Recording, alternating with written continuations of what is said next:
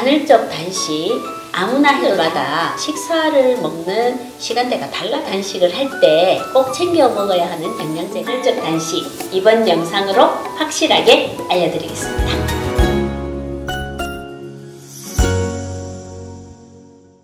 여러분 안녕하세요. 건강정보를 분석하고 플랜을 세워드리는 이웃집 닥터입니다. 좋은 것을 많이 먹는 것보다 주기적으로 굶어주는 것이 몸에 더 좋다. 굶는 시간에 몸에 대청소 작용이 일어난다 라는 이야기를 진료실에서 저도 많이 하고 있는데요. 여러분들도 비슷한 말을 많이 들어보셨을 것 같아요. 간헐적 단식이라고 해서 공복 상태를 길게 가지면서 체중도 조절하고 건강을 더 좋게 할 수 있다라는 이런 연구들이 많이 되고 있죠. 네, 그렇습니다. 원장님 말씀처럼 간헐적 단식이라는 것에 대해서 이제 많은 분들이 알고 계시는데요. 간헐적 단식의 이론적인 근거는 단식 후 12시간이 지나면 인슐린의 분비가 급격히 떨어지는데요. 이 표를 보시면 인슐린의 농도가 낮으면 지방의 분해가 촉진되고 에너지 대사는 활성화되는 반면에 이제 인슐린 농도가 높아지면 지방이 축적되는 것을 알 수 있습니다. 특히 단식 후에 16시간에서 24시간 사이에 지방의 연소가 가장 활발히 일어난다고 알려져 있어요. 간헐적 단식의 경우에는 일반인들 뿐만 아니라 의사들도 관심을 많이 가지고 있는데요. 이 간헐적 단식이 치료적으로 굉장히 도움될 수 있다는데 주목하고 있어요. 그런데 간헐적 단식의 효과가 잘 안 나는 분들이 많으시거든요.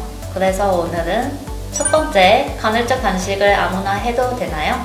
그 두 번째, 언제 먹을지 딱 정해주세요. 사람마다 환경마다 먹는 시간대가 달라야 할까요? 그 세 번째, 간헐적 단식을 할 때 추천하는 영양제. 이 세 가지 주제에 대한 이야기를 나눠보려고 해요. 기능의학은 하이네. 우선 간헐적 단식의 원리를 먼저 간단하게 알려주세요. 우리가 식사를 하면 이것을 몸속에서 전부 소모하던지 아니면 남은 것은 간이나 지방세포에 쌓아두게 되는데요. 공복 상태가 계속 유지되면 쓸 에너지원이 다 떨어졌을 때 이제 저장해뒀던 지방세포를 분해하면서 지방산으로 만들고 또 지방산을 소모하면서 에너지를 만들게 됩니다. 그래서 공복 시간이 길게 연장이 되면 우리 몸에 있는 지방을 태우기 위해서 에너지를 소모하기 때문에 그 시간을 길게 연장시키는 방법이 바로 간헐적 단식이라고 할 수 있겠습니다. 간헐적 단식의 방법 중 일반적으로 많이 하는 두 가지 방법이 있는데요.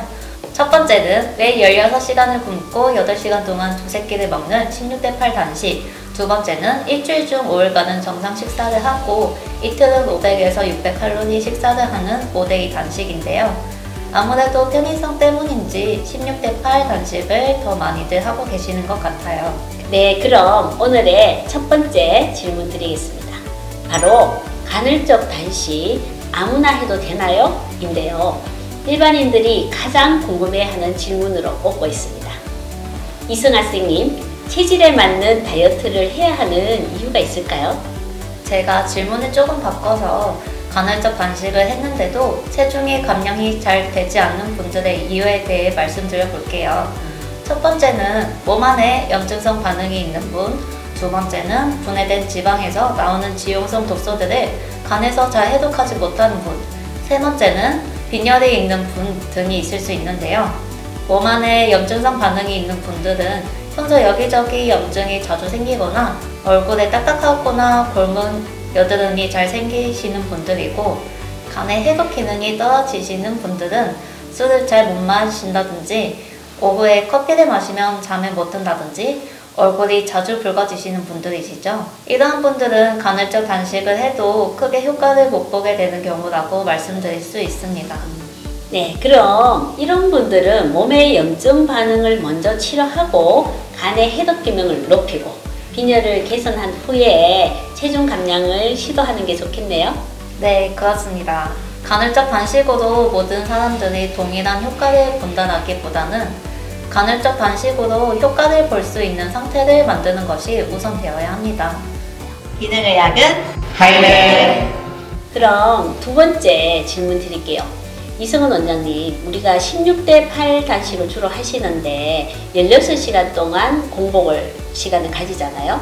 그러면 그 사람들마다 식사를 먹는 시간대가 달라야 할까요? 언제 먹을지 딱 정해 주실 수 있으세요? 직장인들은 대부분 아침을 안 먹고 출근하는 분들이 많으니 저녁을 일찍 먹고 다음날 점심 식사 때까지 공복 유지하는 아침을 굶는 간헐적 단식이 비교적 쉽게 할 수 있는 방법이라고 생각됩니다. 그런데 아침을 굶는 간헐적 단식이 오히려 해가 되는 사람이 있는데요. 어떤 분들이라고 하면 부신의 기능이 떨어져서 자도 아침에 계속 피곤하신 분들인데요. 그런 분들은 타액 호르몬 검사를 해보면 아침에 혈압과 혈당을 올리는 코티졸 농도가 정상 범위보다 많이 떨어져 있습니다. 그렇기 때문에 오전 내내 힘이 없을 수밖에 없습니다. 코티졸은 우리 몸을 차에 비유한다면 시동을 거는 역할을 하는데, 코티졸이 혈압과 혈당을 올려줘야 되는데 코티졸이 역할도 없고, 거기다가 내가 식사까지 거르게 되면 우리 몸은 필요한 혈당을 이제 엉덩이나 허벅지의 근육을 녹여서 충당하게 될 수밖에 없습니다. 그래서 이런 분들은 아침에 식사를 거르는 간헐적 단식을 하는 경우에 근육량이 점차 줄어들어서 이제 점점 더 쉽게 살이 찌는 몸으로 바뀔 수 있습니다. 이런 분들에게는 코티졸의 농도가 정상 범위인 오후 시간에 굶는 간헐적 단식이 좀 더 도움이 됩니다. 이제 아침에 코티졸 농도가 높게 올라간 분들은 아침을 굶는 간헐적 단식을 하는 것도 도움이 됩니다. 코티졸 농도가 오전, 오후 모두 증가되어 있기 때문에 아침 식사를 거르고 이른 저녁을 먹는 간헐적 단식을 하면 살이 좀 더 쉽게 빠질 수 있습니다. 기능의학은 하이네. 그럼 타액 호르몬 검사를 하지 않고 내가 아침형인지 저녁형인지 알 수 있는 방법이 있을까요? 네, 알 수 있는 방법이 있습니다. 내 몸의 상태를 유심히 살펴보면 되는데요. 이렇게 내 몸의 상태만 잘 살펴봐도 내가 언제 간헐적 단식을 해야 될지 알 수 있습니다. 그리고 가끔 당뇨병이 있으신 분들 중에 면역력과 독소 배출을 위해 단식을 하는 경우가 있는데요. 이 경우에는 이제 약제도 먹기 때문에 저혈당이 발생할 수 있어서 꼭 의사의 지시를 따라야 합니다. 그럼 세 번째 질문 드리겠습니다. 이승아 선생님, 간헐적 단식을 할 때 꼭 챙겨 먹어야 하는 영양제가 있을까요? 네, 영양제를 드시는 시간은 공복 시간대보다 식사를 하는 시간에 식후에 드시는 것이 영양제의 흡수율을 더 높일 수 있습니다. 단식 기간 동안에는 지방의 분해와 해독이 일어나는 기간이기 때문에 지방의 분해 연소와 간의 해독, 신진대사 활성화에 도움을 주는 영양제들을 집중적으로 복용하는 것이 좋습니다. 지방의 연소를 도와주는 대표적인 영양제가 L-카르니틴인데요. L-카르니틴은 하루에 100에서 300mg 정도 복용하시면 좋습니다. 간의 해독에 도움을 주는 영양제로는 비타민 B군, 글루타치온, 밀크시슬, 비타민 C군, 아르기닌, 시스테인, 메티오닌, 글루타민 등이 있어요. 간헐적 단식 기간 동안에는 영양제의 섭취 용량을 오히려 좀 늘려주시는 것도 해독 기능을 높이는 데 도움이 됩니다.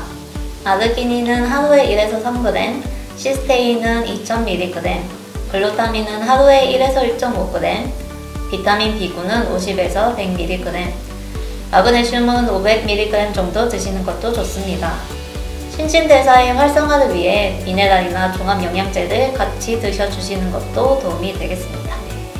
마지막으로 말씀드리고 싶은 점은 간헐적 단식에 대해서 가장 큰 오해를 하고 있는 부분이 있는데요. 바로 먹는 시간 동안 마음껏 먹어도 된다, 어떤 걸 먹어도 된다라고 인식하는 경우가 있습니다. 먹는 시간에도 어느 정도의 음식 조절은 반드시 필요합니다. 평소에 이제 먹는 양의 토탈의 이제 최소 10% 정도는 줄여주시고 가능한 탄수화물이나 몸에 좋은 과일과 야채 함께 섭취하는 것이 큰 도움이 됩니다. 네, 오늘은 간헐적 단식의 효과가 떨어지는 분들은 어떤 분들이 있을까라는 것과 효과를 올리기 위해서 사람마다 굶는 시간을 잡는 방법, 단식을 할 때 효과를 높이는 영양제에 대한 내용을 알아봤습니다. 오늘 영상이 도움이 되셨으면 좋아요, 구독 부탁드리겠습니다. 지금까지 건강 정보를 분석하고 플랜을 세워드리는 이웃집 닥터였습니다. 감사합니다.